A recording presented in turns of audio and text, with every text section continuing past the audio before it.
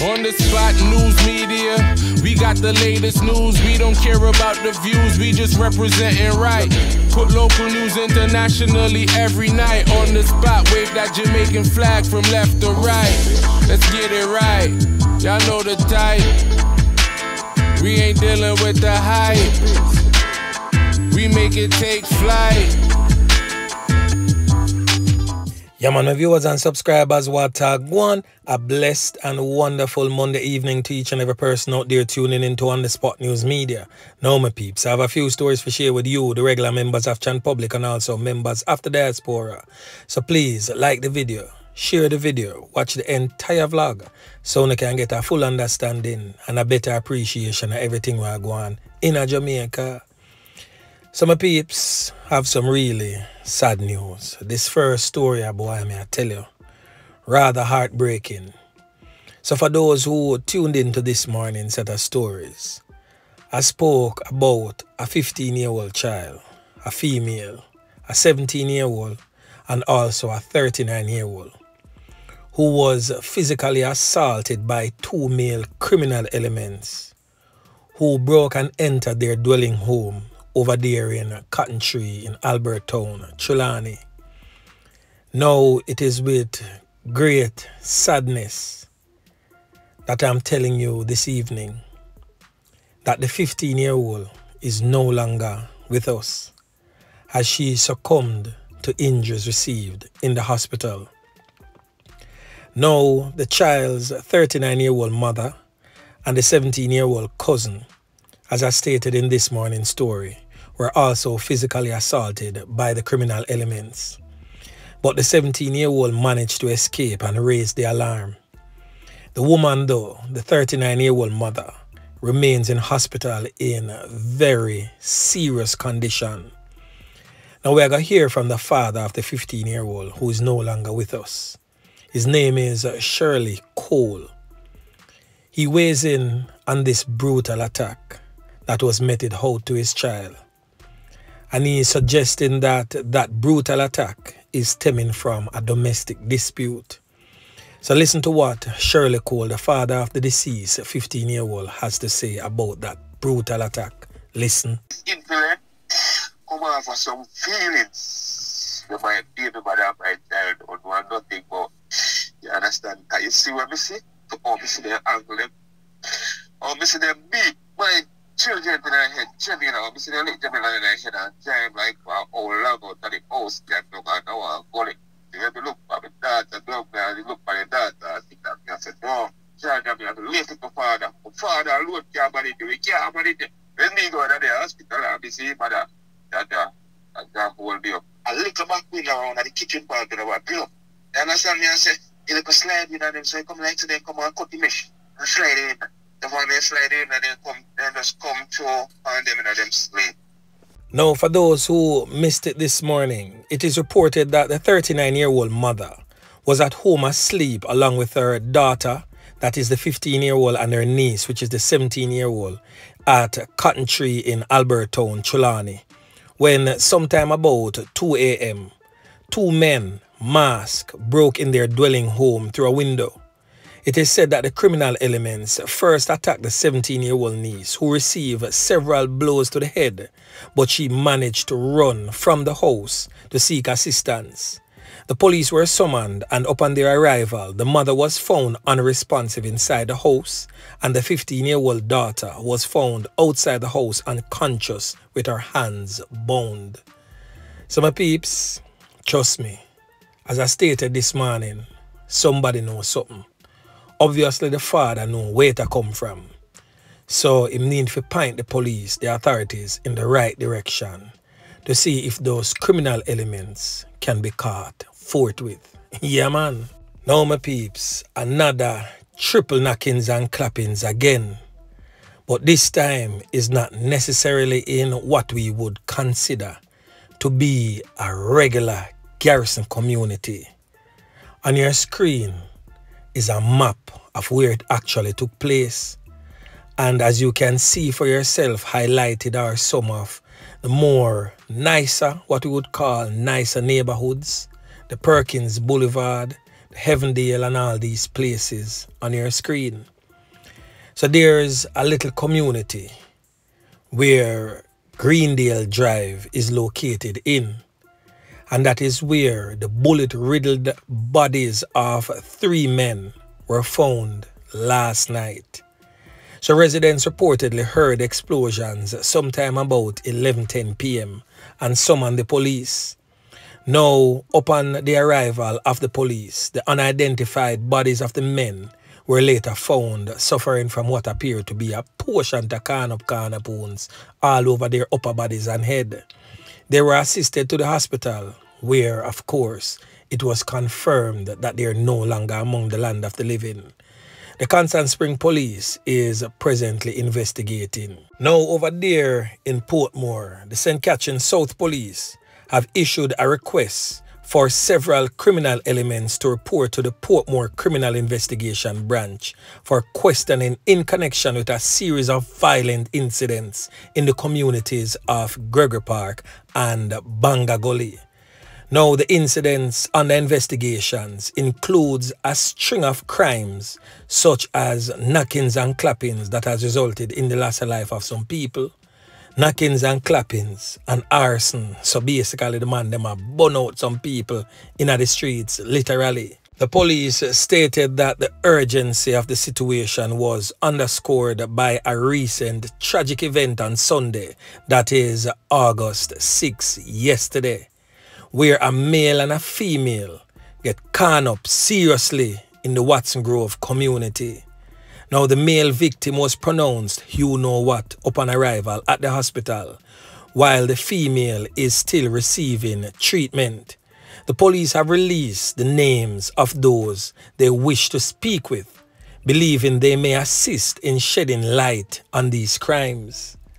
Now, that list is as follows. From the community of Gregory Park is this criminal element here presently on your screen, who has since been identified as Philip Scott, otherwise known as Philip or Trooper in the streets. Now you know yourself, and the people in Gregory Park know you, and your family them also know you and know where you're there. So it is with the best interests of yourself that you make yourself available to the police forthwith. Now the next criminal element presently on your screen has since been identified as Colin Stoner, but more popularly known in the criminal underworld as Trees. Now the police need to speak with you forthwith. So Trees, present yourself over 100-man police station. The next man known as Giovanni Newell, otherwise known as Gio. We don't get a photograph for this criminal yet, but I'm pretty sure we soon get one. A next man known as Rasta Mouse in the streets, and a next criminal element also from Gregory Park known as Chad. So if you don't know them, just make them know, say, if you go report a 100-man police station before Officer Yeman Pick and team is deployed to go get them. Now, a next criminal element is also wanted by the police from the Banga Gully community. Now, this criminal element here presently on your screen has since been identified as Ryan Muir, otherwise known as Titty Man. Now, this criminal element here wanted for a whole heap of things long so, and the police need to have words with you right away. The next criminal element is only known by his alias, Nigel, and the next one known as Boy Boy. Now these individuals are being asked to turn themselves in to the Portmore CIB no later than tomorrow at midday, August 8th. Now the police force's request has drawn significant attention to the situation, underscoring the importance of community assistance in solving these crimes. So basically the police are saying, yo, if you know something, say something. And they're also stating that whatever information you give will be treated with utmost confidentiality.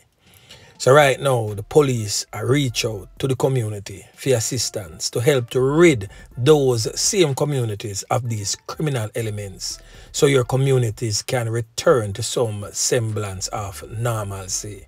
So watch this now, my peeps. The last thing that we're going to talk about is what this headline suggests on your screen. A policeman car get firebomb in a porous Manchester. So on the Spot News Media get to understand that a motor car belonging to a detective corporal from that station get boom up at the station, and that took place last week, Monday. Fortunately, no one was injured in that particular incident, but it is believed that the culprits used a Molotov cocktail, you know what, to throw in at the station and catch the policeman car afire. Boom it up. Yeah man, total engulf in a fire. Policeman now no more car right now, mafia jump on a taxi or a bus if go home. Now it is said that it took place sometime after 11 p.m. The police stated at the station that they have yet to establish a motive for the attack. But of course, we know the police know where going, but you don't know just for the public ear. Them have to make it sound a certain way, sound proper, so to speak, because them don't want to jump the gun in terms of their investigation. But on the Spot News Media got word of what took place and who it may have been coming from. Now I did a vlog a couple months back, and I featured this criminal element here presently on your screen, who has since been identified as Shavano, Barrett. Now, this criminal element here is a known scammer that has fleeced many of millions of dollars, to include his own family member, who did an interview in this vlog presently, stating her claim of how her nephew fleeced her of millions of dollars and fled Montego Bay to Porous, Manchester. So we're going to get into the meat of the matter here now. And you may be wondering how Shavano Barrett tie into all of what I just said about the policeman car being firebombed. Well, I'm going to make you know right now. So listen. Now again on your screen is the man identified as Shavano Barrett. As you can see, he's sporting a plaited hairstyle, or him just start lacking hair, whatever the case may be. He no longer looks like that, as he got his hair cut to look different and blend himself in better with his new residence. So after he fleeced his aunt millions of dollars and many other persons who fell victim to his scams in Montego Bay, St. James, he fled that area and resorted to Porous, Manchester. He lives on a place known as Redberry Road, or River Bottom, basically, so he moved to and from. He drives a light grey Mark X. The plate numbers for the squad of them who need to find him is 9182KQ. His mother, by the way, also works as an auxiliary worker at the Porous police station. She basically does grounds work at the station, where she takes care of like the grass, cut the grass, and all them like a type of thing there at the station. Now he's driving around in a car said to be his mother's car, a Honda Fit motor car, trying to, you don't know, make himself look different again. Now Shavano Barrett par with this criminal element presently on your screen, Ricardo Robinson, but more popularly known as Shines in the criminal underworld. Now this brother here is a known criminal element, a known knockis and clappis in the place. Definitely under the radar of the police also. Now, what really go on now and how him tie into the firebombing at the station is that he was messing with a girl, and one night he took her out and decided that he wants some of the flesh. And for some reason, the girl wise up. It is also said that he may have drugged her. But she wise up, use her brains quick and fast on him and escape his clutches and made a report to the police.